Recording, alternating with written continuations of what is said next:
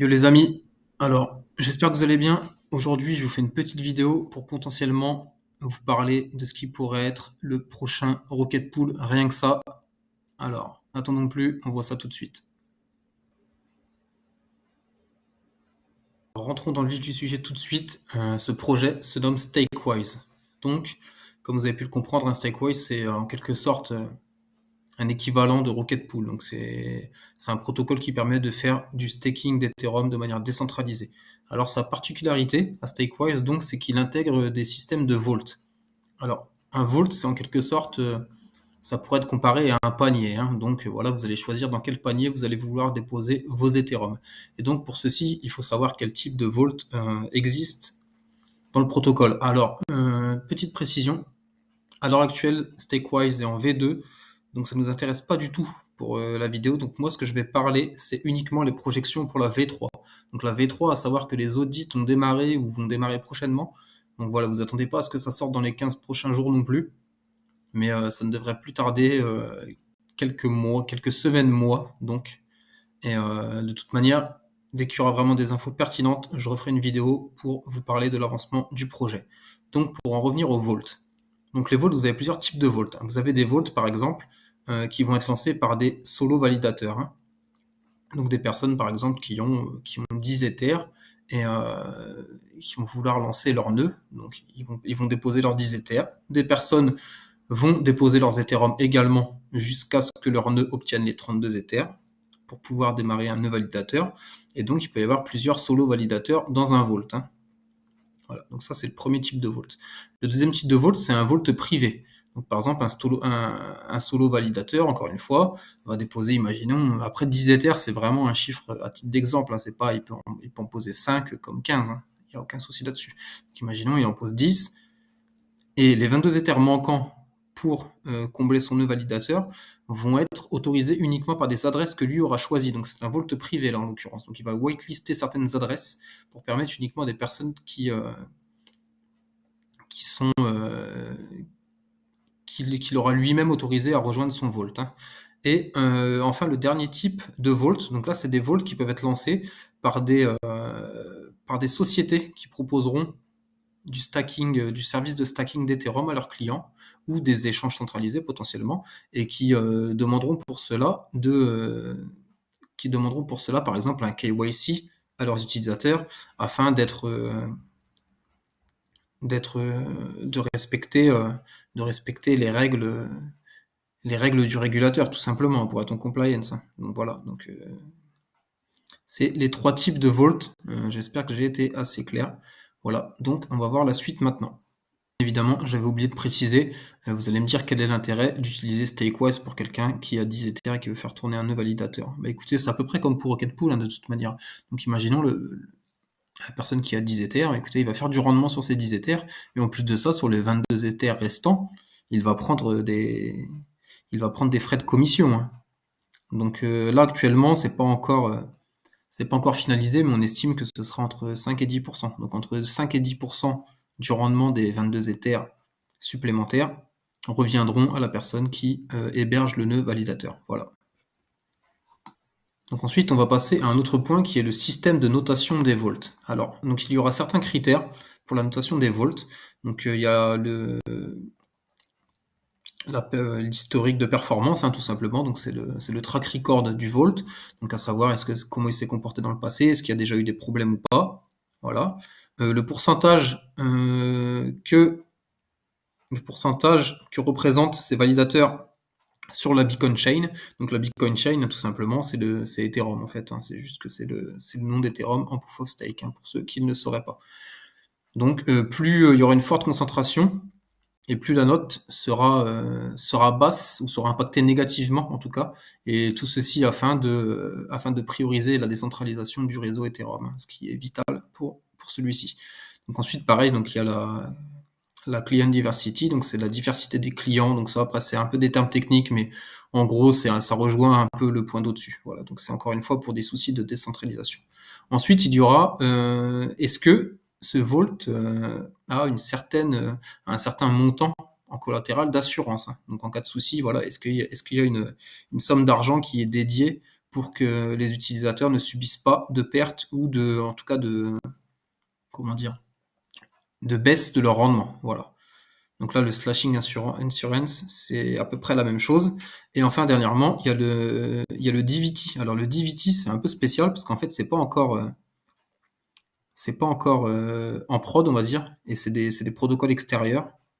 Et donc, pour résumer, tout simplement, imaginons que vous ayez 10 validateurs dans le Vault et qu'ils utilisent la technologie DVT. Celle-ci, en fait, permet, imaginons qu'il y a 3 validateurs sur les 10 qui rencontrent des soucis. Et bien dans ce cas-là, il n'y aura pas de perte car les 7 autres validateurs prendront en charge le fonctionnement des 3 nœuds qui sont tombés en rade le temps que ceux-ci se remettent. Et voilà, donc ça c'est une nouvelle technologie. Donc c'est en testnet sur certains réseaux. Donc c'est pas encore en mainnet et je ne pense pas que ce sera actif dès le lancement de la V3, donc à voir. Mais voilà, c'est un peu les différents systèmes de notation pour les volts. Donc maintenant, on va parler d'une autre partie pour expliquer comment fonctionnent encore une fois les volts. Alors, lorsque vous déposez des Ethers dans un vault, en fait, par exemple, imaginons que Dédé va créer son vault. Le petit Dédé, il a dit, bah, allez les gars, je vais foutre mes 10 Ethers dedans, je crée mon vault. Bah, écoutez, quand vous allez poser vos Ethereum, là ici, vous avez vos Ethers, vous allez déposer et en fait, vous allez obtenir, par exemple, pour le vault de Dédé, vous allez obtenir du VLT Dédé. Bon, je sais, le nom est un peu space, j'ai pris un exemple un peu foireux. Voilà. Donc, ces VLT Dédé vont représenter les Ethers que vous avez mis dans ce vault.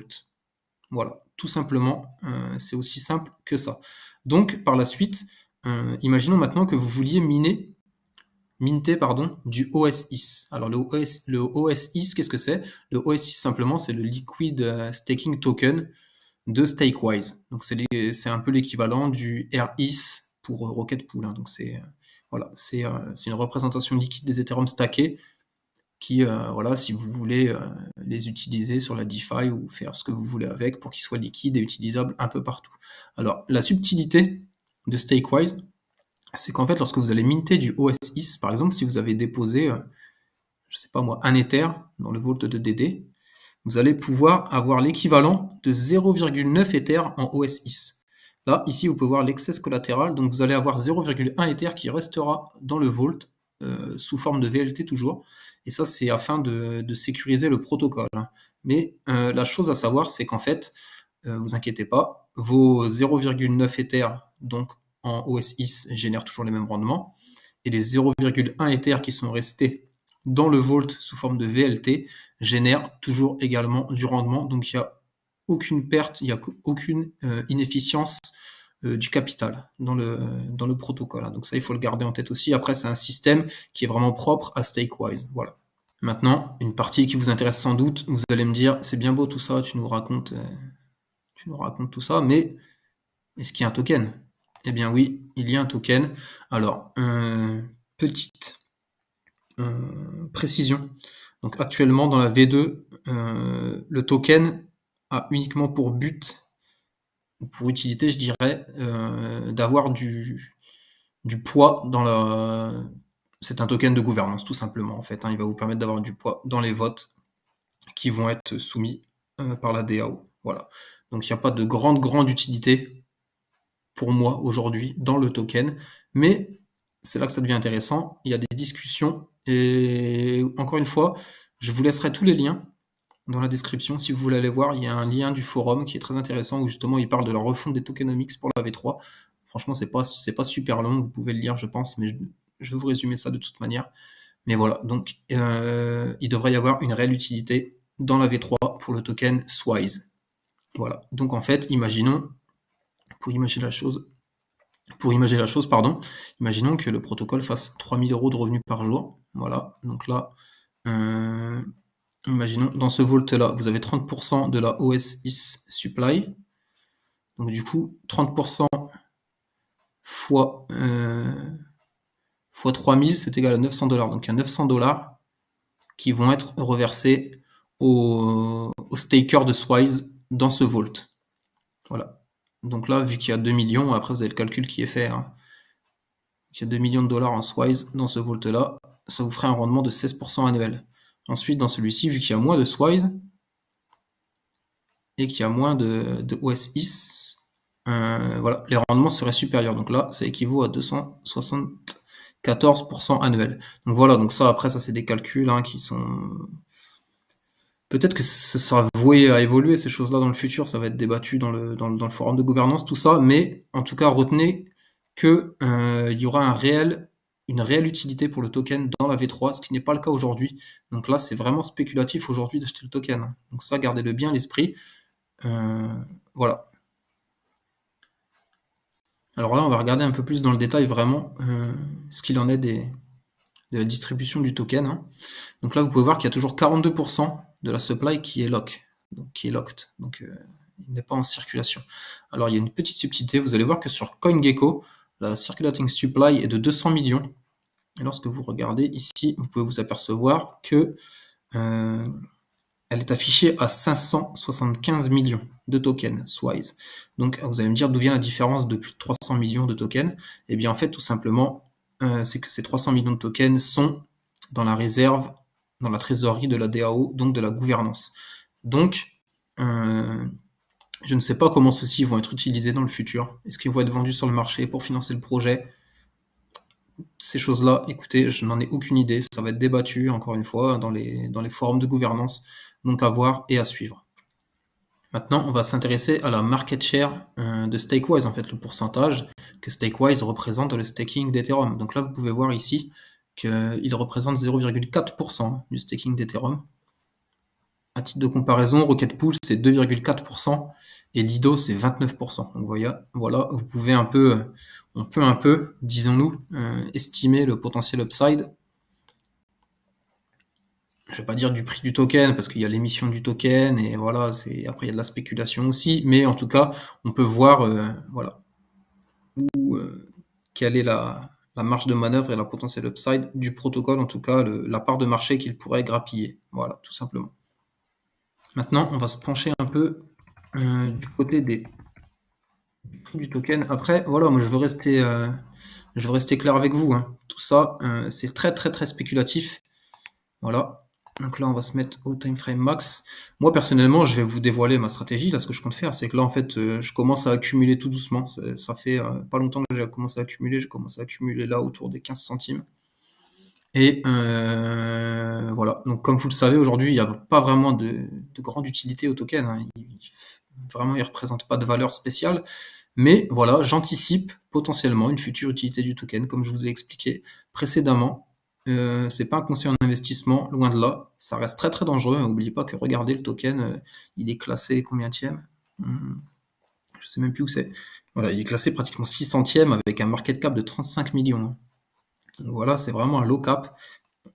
C'est pas quelque chose de sûr, c'est pas comme si vous achetiez de l'Ethereum. Donc ça, écoutez, je fais un peu le moraliste, un peu le professeur, mais bon, j'imagine que vous savez déjà tout ça, mais je préfère le répéter au cas où, si jamais des personnes un peu plus novices m'écoutaient. Voilà.